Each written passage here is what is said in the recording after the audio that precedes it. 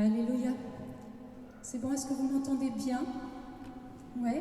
Je vais vous faire une confidence. On va commencer comme ça, une toute petite confidence. Ça restera entre nous. Je suis vraiment très heureuse, non seulement d'être là, mais de pouvoir vivre quelque chose en présentiel. Je ne sais pas vous, mais moi, ça m'avait manqué. Est-ce que vous êtes heureux d'être là ce soir? Ouais. Amen.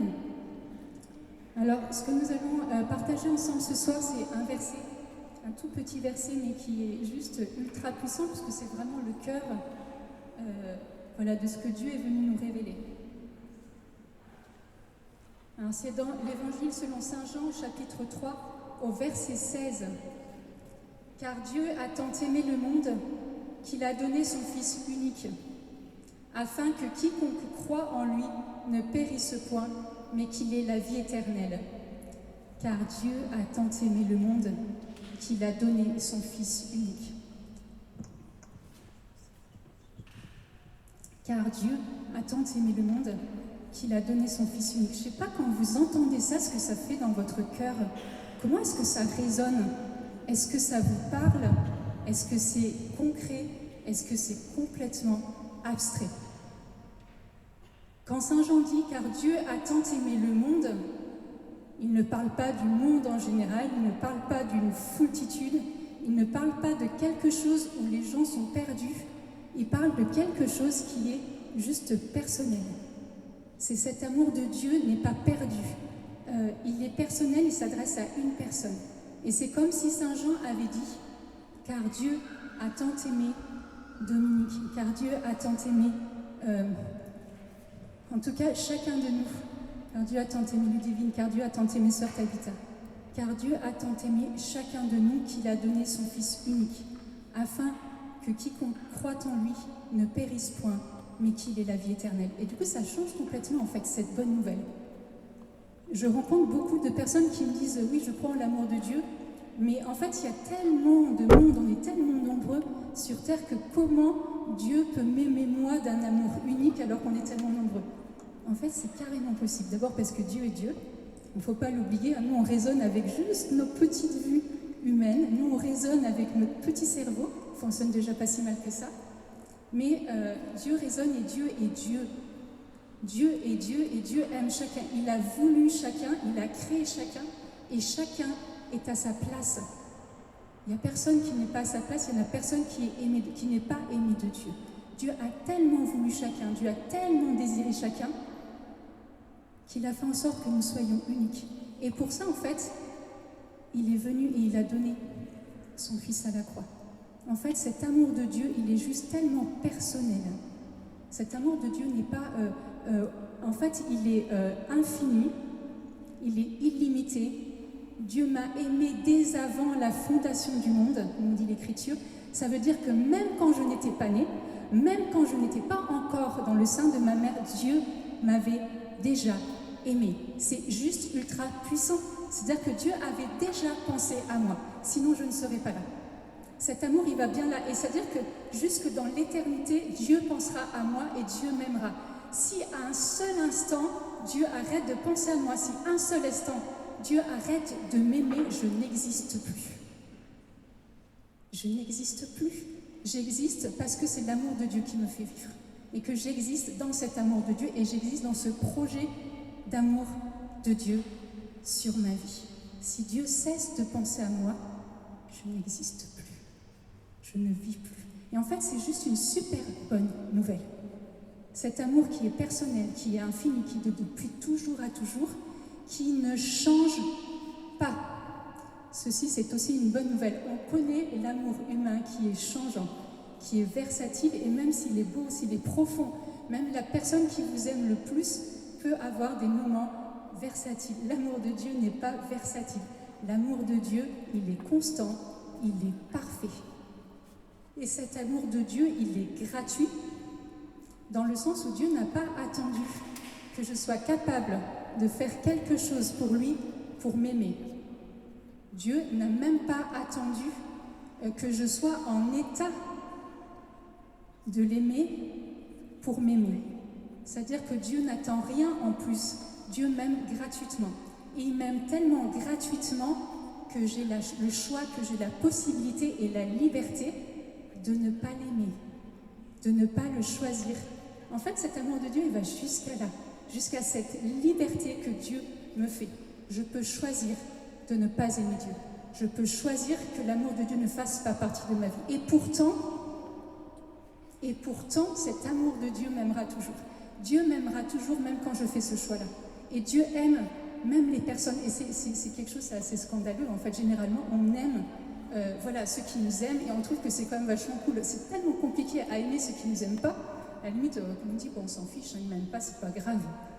Et bien, en fait, non. L'amour de Dieu va jusqu'à aimer, toute personne qui ne désire pas l'aimer. Et Dieu va frapper à la porte, et Dieu ne se décourage jamais de frapper à la porte pour que cette porte du cœur puisse s'ouvrir et pour que l'amour de Dieu puisse y pénétrer. Et Dieu n'attend pas que nous soyons parfaits pour nous aimer. Dieu n'attend même pas que nous soyons sans péché. Dieu nous aime avec ce que nous sommes, avec nos blessures. Dieu nous aime avec nos péchés. Dieu nous aime avec notre passé.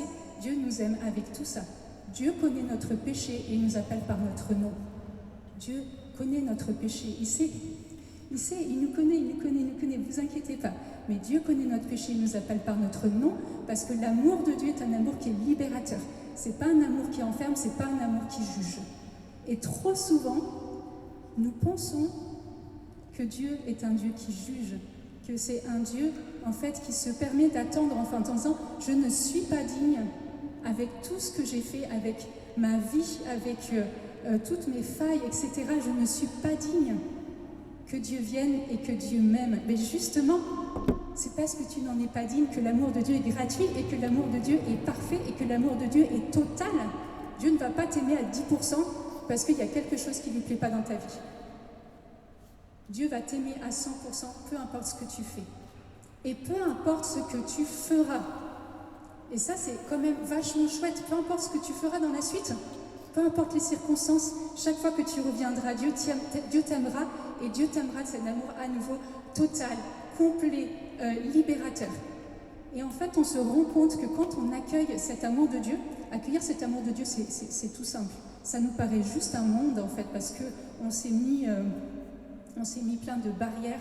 En fait, vous savez, on fait en sorte de pas trop, quand même, que Dieu prête trop de place, parce qu'on ne sait jamais. Il peut se passer quelque chose. C'est pareil dans l'amour humain. Il faut que l'autre personne soit suffisamment ingénieuse et suffisamment bienveillante pour venir petit à petit descendre en fait nos barrières pour pouvoir nous aimer. Et bien dans l'amour de Dieu c'est pareil. Et on se protège en fait au départ de l'amour de Dieu parce que on ne sait pas à quoi s'attendre.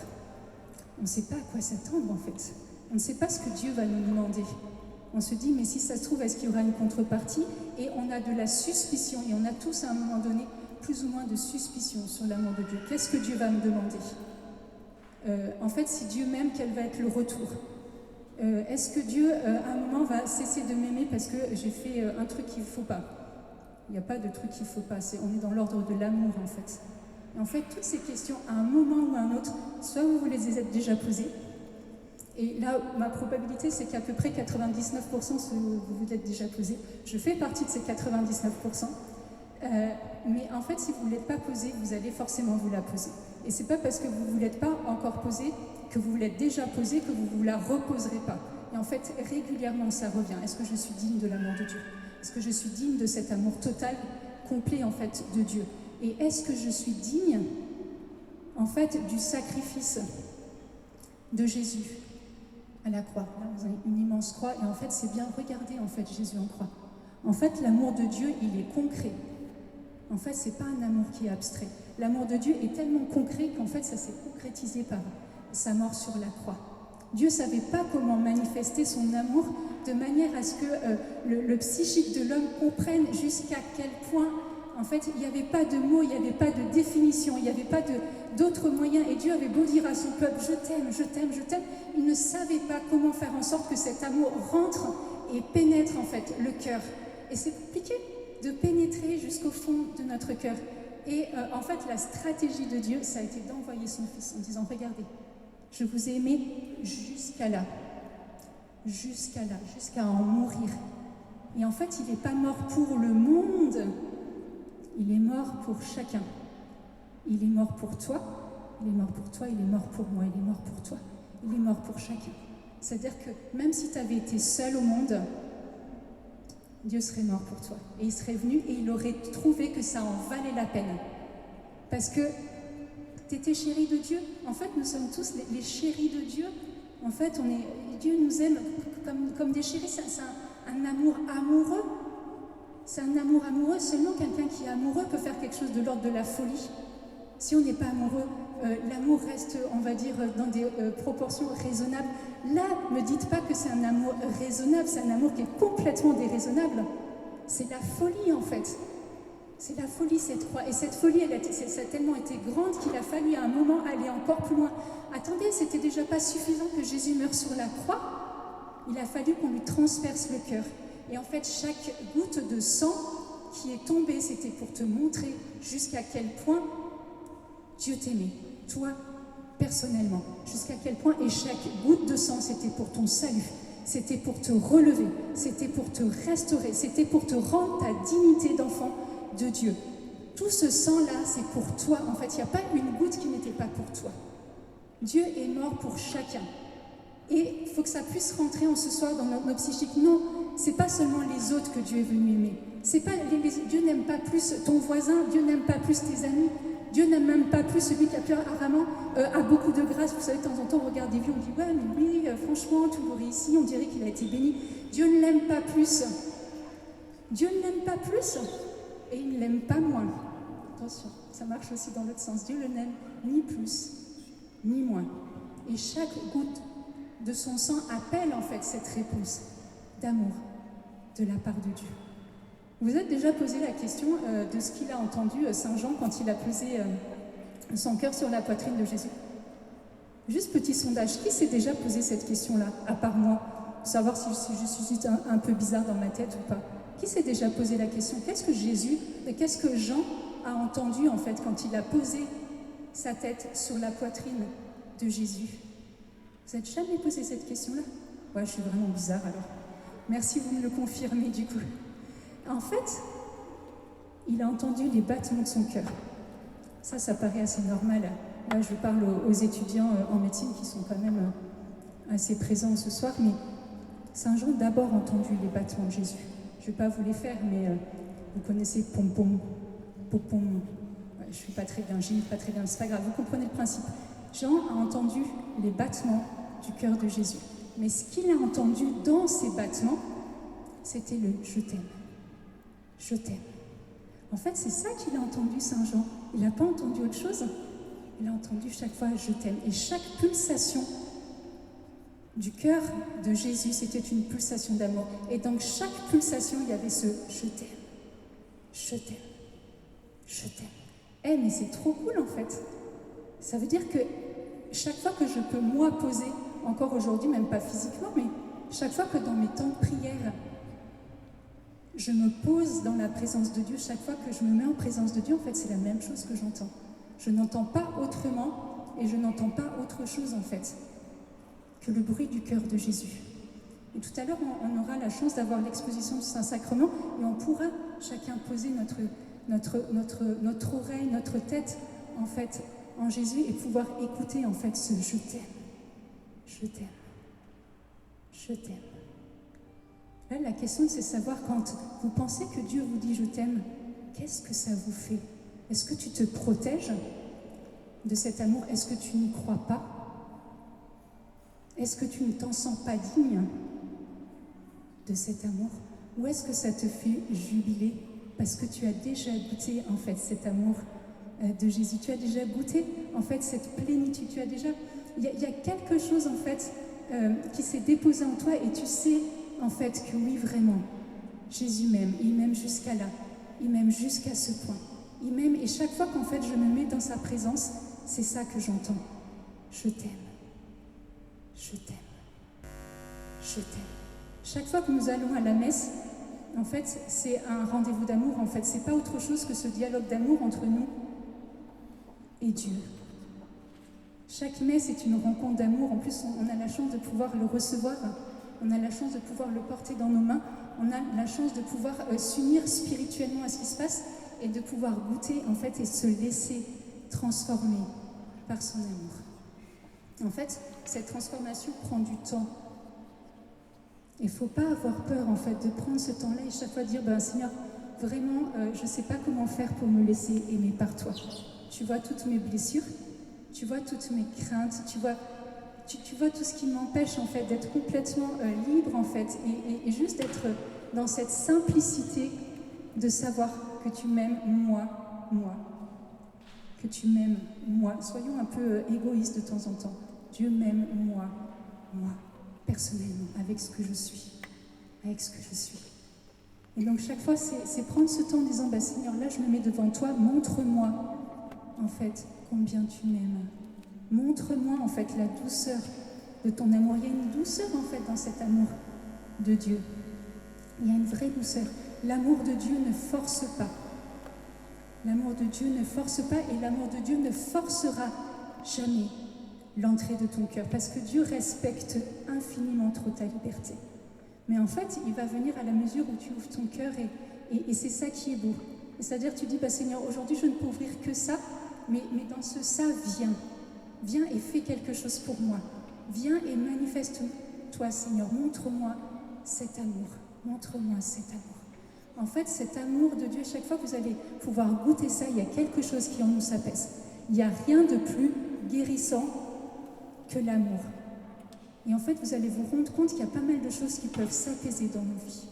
Il va y avoir des blessures, en fait, qui peuvent venir s'apaiser parce que Dieu, par son amour, va venir colmater ces blessures-là, en fait. Et ça va se faire avec beaucoup de délicatesse. Il va y avoir tellement de délicatesse en Dieu, et Dieu, en fait, va se servir de vos blessures et va en faire un joyau magnifique. Tout ce qui peut être abîmé, Dieu va en faire quelque chose qu'encore plus merveilleux que ce qu'il y avait initialement. Et ça, c'est le projet de Dieu. Que nous soyons des joyaux et des joyaux remplis d'amour. C'est une telle bonne nouvelle que de se savoir aimé. En fait, c'est la nouvelle, la seule bonne nouvelle qui peut changer notre vie. On peut t'annoncer des merveilles incroyables, on peut t'annoncer des nouvelles qui te font tellement du bien, ça va te faire du bien pendant un temps. Cette nouvelle-là va te faire du bien pour toujours. Et là je m'adresse plutôt aux jeunes, mais si tu veux grandir droit, si tu veux vraiment réussir ta vie, si tu veux vraiment que ta vie se déploie au maximum, si tu as envie vraiment en fait d'avoir quelque chose qui en toi s'élargit pour pouvoir donner vraiment tout ce que Dieu a déposé dans ta vie, mise sur Dieu, mise sur son amour et n'aie pas peur. C'est Saint Jean-Paul II. Désolé, c'est un petit peu vieux, hein, pas trop votre génération, mais Saint Jean-Paul II disait « N'ayez pas peur, ouvrez tout grand vos cœurs au Rédempteur, n'ayez pas peur ». C'est toujours d'actualité. Et ce soir, en fait, ça va être le gros challenge. Comment ne pas avoir peur, en fait, que Dieu vienne jusqu'à là. Et en fait, si Dieu est déjà rentré dans ta vie d'une certaine mesure, laisse Dieu rentrer encore plus profond. Ne pars pas en ayant permis à Dieu de pouvoir rentrer. Fais cette expérience en fait, de cet amour de Dieu qui vient jusqu'au plus profond. Il va passer, vous savez, notre cœur, c'est un peu comme un oignon. Tu vois, il faut passer des couches. Bon, c'est plus joli qu'un oignon, on est d'accord, mais vous comprenez l'image. Il faut passer d'une couche à une couche à une couche. Et chaque fois que Dieu passe une couche, il y a quelque chose de beau qui se passe. Et pour tous les jeunes, pour tous les étudiants, vraiment, misez sur cet amour de Dieu. Enfin, franchement, c'est le truc... s'il y a une chose que vous devez faire, c'est vraiment ça. Dieu vous aime à un point incroyable. Et en fait, votre génération a besoin que d'autres jeunes leur parlent de cet amour qui est juste incroyable. En fait, les cœurs sont tellement assoiffés de plus en plus. Et moi, je bénis Dieu pour ça, parce que même, y compris, en fait, les circonstances qui ont été difficiles pendant le Covid, ont permis aux jeunes, en fait, de se rendre compte jusqu'à quel point ils avaient soif de quelque chose sans savoir ce que c'était. En fait, ils ont juste soif de Dieu. Soif de quelqu'un qui leur dit « mais que je t'aime et que je t'aime comme tu es ». Aujourd'hui, on est dans le paraître, on est dans des quantités de choses que vous connaissez bien mieux que moi. Et enfin, voilà, où je suis aimée en fonction des likes, où je suis aimée en fonction de ce que je porte, où je suis aimée, et en fait, en fonction des quantités de choses. Et en fait, Dieu n'est pas comme ça. Dieu va t'aimer pour ce que tu es. Et c'est le seul. Et en fait, personne ne t'aimera autant que Dieu. Personne. Même la personne qui t'aime le plus au monde ne t'aimera jamais autant que Dieu. Et Dieu ne te laissera jamais tomber. Dieu ne te laissera jamais tomber. Il te manifestera jour après jour qu'il te guide, qu'il te console, qu'il est avec toi, qu'il t'ouvre le chemin. Tout ça, Dieu va te le montrer au travers de son amour. On va prendre juste le temps de prier un tout petit peu. Je vous invite simplement là où vous êtes, on va faire cette toute petite expérience. Vous allez fermer les yeux. Et c'est souvent difficile, on est déshabitué en fait à rentrer on va dire, en relation avec soi-même, mais surtout à rencontrer Dieu à l'intérieur de soi. Si je peux juste avoir un petit flou. En fait, il n'y a pas besoin d'aller dans beaucoup d'endroits pour rencontrer Dieu. On peut le rencontrer dans la parole de Dieu, on peut le rencontrer dans une église. Partout où vous allez, la présence de Dieu est là. Tout à l'heure, on le verra de manière complètement juste incroyable en fait, en exposant le Saint-Sacrement, mais là, tout de suite, maintenant, Dieu est dans ton cœur. Et en fait, quand tu fermes les yeux comme ça, que tu descends dans ton cœur, tu vas pas, en fait, dans le vide, tu vas pas à la rencontre de toi-même. Parce qu'on se lasse vite de se rencontrer. Mais tu vas à la rencontre de ton Dieu. Tu vas à la rencontre de celui qui t'aime. Tu vas à la rencontre de celui qui t'a créé et qui t'aime infiniment plus que ce que nous pouvons même imaginer avec notre pauvre conception humaine et qui nous aime plus que ce que nous méritons en fait d'être aimés, puisque Dieu ne regarde pas à nos mérites. Et en fait là, tu vas juste écouter en fait ce que Dieu te dit. Écoute ce je t'aime. Écoute ce je t'aime de la part de Dieu. Écoute Dieu te parler. Descends dans ton cœur. Pour certains, ça va être plus difficile, mais n'hésite pas à faire quand même juste cette petit exercice de descendre en fait à l'intérieur. Écoute Dieu te dire je t'aime. Écoute Dieu te dire combien tu es beau, combien tu es belle. Et écoute Dieu te dire combien tu as de la valeur à ses yeux. La valeur que nous avons n'est pas liée à nos performances, n'est pas liée à nos qualités, n'est pas liée à ce que nous pouvons apporter. Elle est simplement liée au fait que nous existons. Et que nous existons pour la gloire de Dieu, peu importe ce que nous faisons. Et laisse Dieu venir te rencontrer. Laisse cet amour déborder dans ton cœur.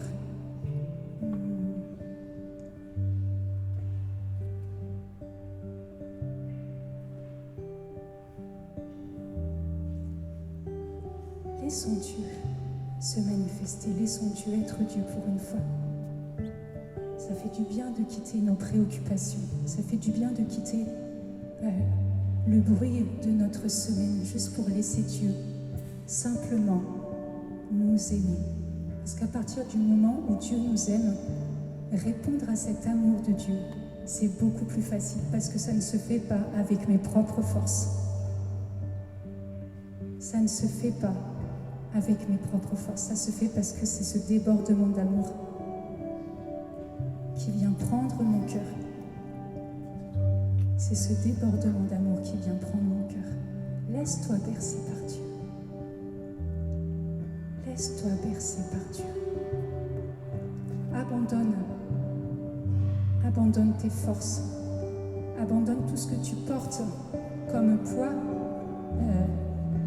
à la force du poignet. Tout ça, donne-le à Dieu. Il connaît, il sait. Il sait ce qu'il doit faire avec. Là, cette soirée, c'est simplement pour se laisser remplir par cet amour de Dieu.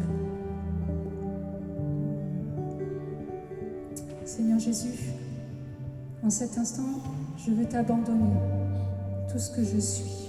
Je veux t'abandonner tout ce que je porte de difficile. Je veux simplement me laisser faire et apprendre à me laisser faire. Tu vois combien je peux batailler. Tu vois combien, même dans la semaine, mes temps de prière sont difficiles, où je pars dans un sens, où je pars dans l'autre. Mais là, je veux vraiment demeurer en ta présence. Je veux rester en toi. Je veux que tu me montres que j'ai du prix à tes yeux. Je veux que tu me montres le sens de ton sacrifice à la croix pour moi. Seigneur, viens me montrer tout ça.